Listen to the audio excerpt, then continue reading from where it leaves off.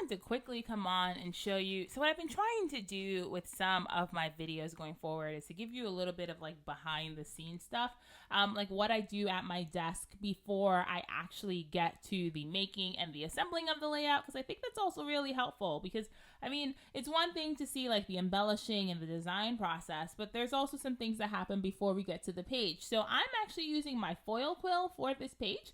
I am using the July Digital Stories by the Month kit from Ali Edwards, and there is a stamp in there that says "So thankful for these memories." And so what I did was I just opened a 12 by 12 canvas in Silhouette Studio, and I already went ahead and resized my stamp and I traced it. I do not want to move anything because I don't want to screw it up before I send it to cutting. But it's really easy to trace something. The trace icon on Silhouette Studio is this one, and then you just hit select trace area, and then you trace your stamp. I mean, it's not going to trace because my stuff's already, oh, so it is tracing. So it's going to trace yellow, and then you just press trace, and then it's going to turn red. So these red lines, that's me just selecting things. But these red lines are actually what your Silhouette Studio is going to cut. But here, instead of cutting, we're actually going to sketch something. So like I said, I'm using my foil quill, and I'm actually going to use the foil quill to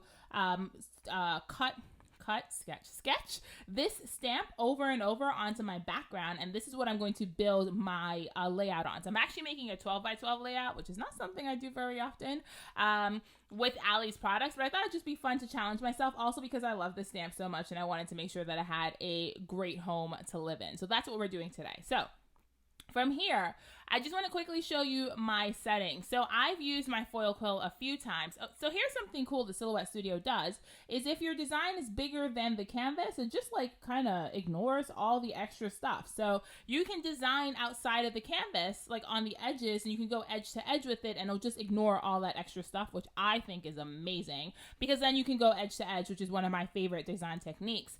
But I just want to quickly show you the settings that I use for the foil quill.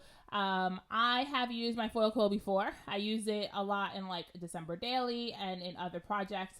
And so my favorite settings is changing the material to chipboard, obviously making sure that this says sketch and not cut, and then change your force to 22 and your speed to 7. I have used my foil quill on a variety of projects, and this is where I get the best results with it. And then obviously it's really important to make sure that it heats up. So I hope just seeing this little quick design, like again, behind the scenes peek at what I do before I get to the desk inspires you to pull out your foil quill if you already have it and make your own background for a page. So from here, we're just going to get to my desk and start assembling the page. Hi friends. So I started kind of composing my layout before I turned on the camera, just to kind of get an idea of what I need for this page. And you will see that my mat and my paper and everything still have my foil stuck to it, because I thought it'd be fun to do the big reveal with you. We're gonna hope this worked out the way I wanted it to, because otherwise the big reveal will be kind of anticlimactic, so we will see. Okay, it worked, you guys. It worked. It's perfect. So I'm just gonna get all this washi tape that I had to use to secure this down, but it worked pretty, wow, I'm kind of really impressed. I haven't done like a big foil job with my foil quill. Like I've normally done like smaller things. So that worked out. This is really noisy, sorry. But that worked out really well. So here's all the foil, and I hope it picks up on camera. I'll pick it up so you can kind of see how like shiny and metallic it is. Now this is a new Cameo mat, so my paper is going to warp because this is a new mat. So let's just get it off and deal with that happens. That is always the downside of using a new mat. So I'm actually probably gonna have to like press this for a few minutes, and then I'll come back and we'll get back to work on the layout. Okay, so it's still warped, but I'm just impatient. I want to finish my page. So the plan is, now I'm fully aware that this is going to cover a lot of that fun foil I did, but the idea was for the foil to just kind of peek out in the background and not to be like, you know, the main element of the layout, but just kind of be like an additional thing. So I'm okay with a lot of it being covered, but the plan is to put these pieces down on the page and then embellish it and see how far we get. So I actually have to trim this down before I do that, because this is basil cardstock, which is I'll link everything in the description box that I can find. If I can still find foil quills on sale, I will link them. I don't even know if they're sold anymore. I've had mine for, I mean, hasn't been that long, so they're probably still on sale somewhere. But I've had mine for a fair amount of time, so I gotta see where there is, like, where we can still find them. And if I can find them somewhere, I'll link them in the description box. And there's like two different types of foil quills if you're not familiar with them. There's the freestyle one, which is like a pen that you can use, and then there's the one I have, which is the one you hook up into your cutting machine, and then it does the work for you. Okay, so here's where we are with this design. It is going to stress me out that my page is warping like this because I can't do much until I start sticking things down. So we're just gonna stick things down, and it probably surprises no one that I am documenting Noah's birthday because I am obsessed with this child. He is literally my favorite boy, so it probably surprises no one. But the July kit was perfect for this particular story. I just love this So Thankful for These Memories stamp. I love that stamp that said Outdoor Adventures. I just made it white so it pops on the photo of my sister, my brother-in-law, and my darling child. It's kind of a joke between my sister and I. Like, when I call her, I don't even bother saying anything to her. I call her and I just go, "Where's my child?" And she's always like, "Do you call for me anymore?" And I'm like, "Why are you asking this? Like, you know I don't call for you. Where's my child?"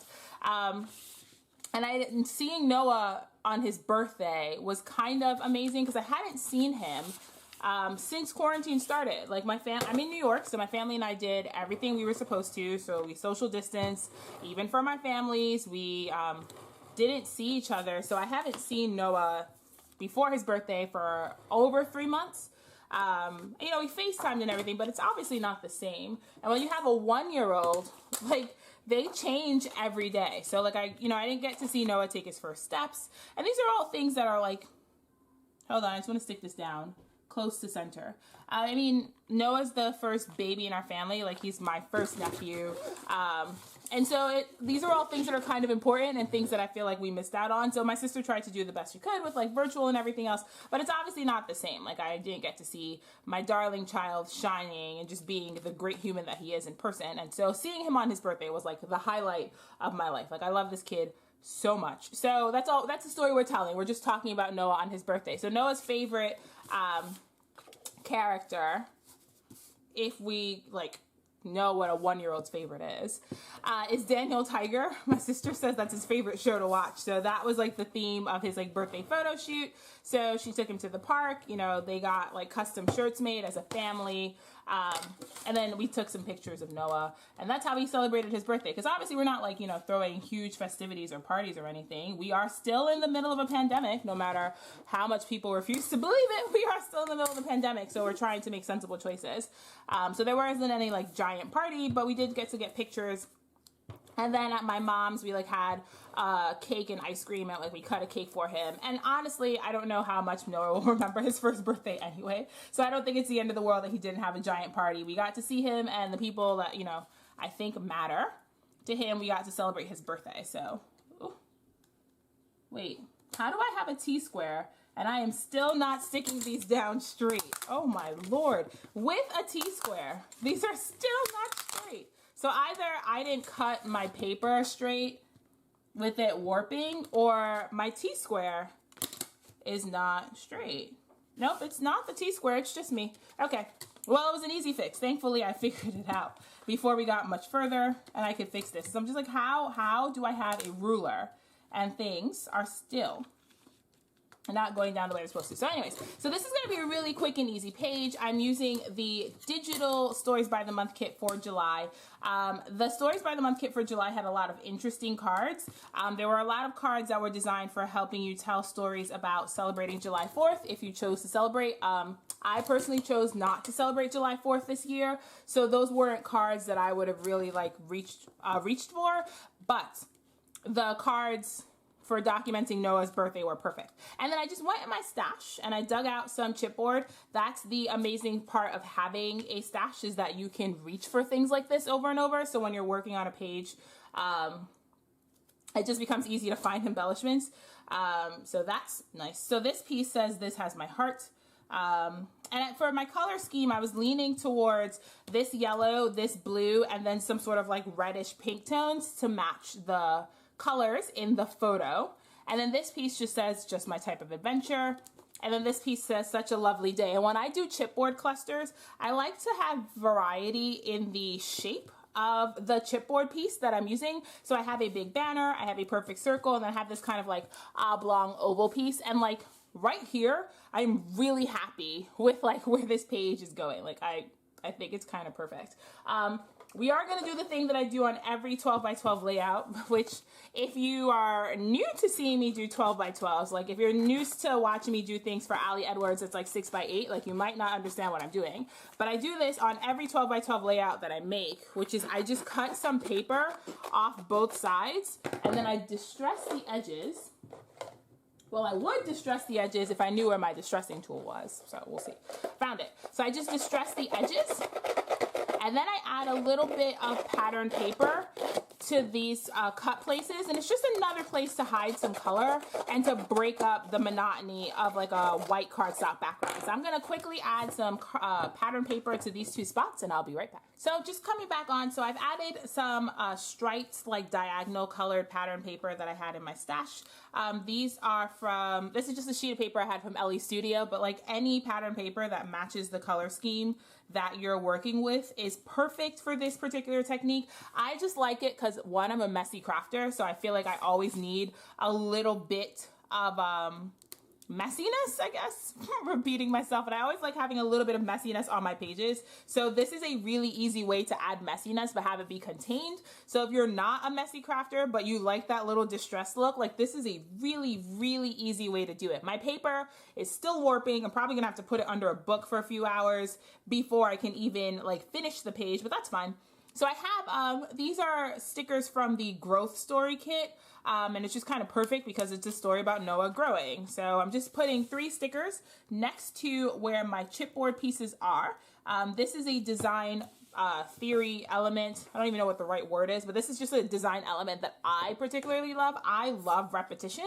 I talk a lot in my own making about design formulas. So like once you find a design formula that works for you, just repeating it over and over.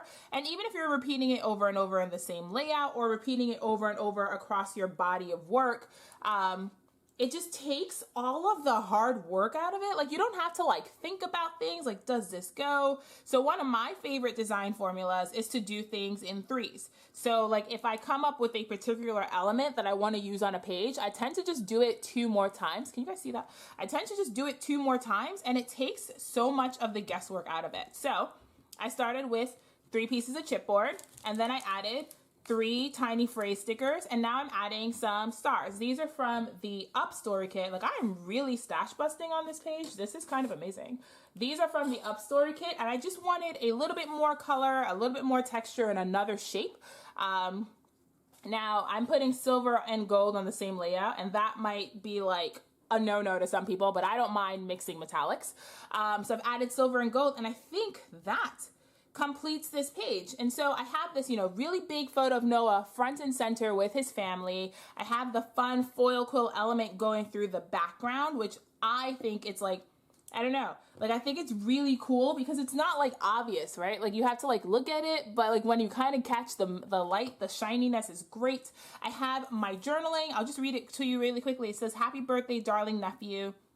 I feel like these last few months have lasted eons, and I have missed your sweet smile and your big laugh, missed you taking your first step, missed your adventures and food choices. Your mom tells me it's going well, but I hesitate to believe her, and I've missed holding you in my arms and basking in your joy. But on this day, your day, it is not about all we have missed and lost this year, but about celebrating the wonderful human you are and the loving boy you are becoming. So happy birthday to my favorite boy. Thank you for being the love of my life and for letting me cut your cake with you." When we cut his cake, my sister was like, "Tasha, do you want to cut his cake?" And I was like, "Yes, I want to cut his cake." And so Noah and I cut the cake together. It was just a grand old time. And then this particular card had space in it. The particular card said it had space for, wow, I can't speak. This particular card had a space that said proof, so I just put a photo of Noah by himself, and then underneath it said the story, so I wrote Noah Anthony Robinson on his first birthday, wearing his favorite character and radiating sunshine and joy, too bright for his tiny frame. It's one of the things I've always said about Noah is that his joy is too big for his body, and so it just fit perfectly in this tiny space, and now we know exactly what we're documenting. So that is my layout using the Digital Stories by the Month kit from Ali Edwards for July. I hope it inspires you to give this particular kit a try. I hope it inspired you to give 12 by 12 documenting a try. If 12 by 12 is not really your like jam, this is a very different 12 by 12 style layout for me, but there are so many ways to adapt different sizes and different shapes to fit the projects that you have. So I hope this inspired you to give 12 by 12 and traditional style scrapbooking a try. Please like, comment, and subscribe if you enjoyed the video. Let me know in the comments if you enjoyed that quick little like silhouette peek. And I'll try to share more silhouette tips and tricks in the futures because I use mine, like I use my Cameo a lot. So if that's something you enjoyed, I'll be happy to share more tips with you. And that's it. So till next time, keep it crafty and have the best day, and I'll see you around. Bye.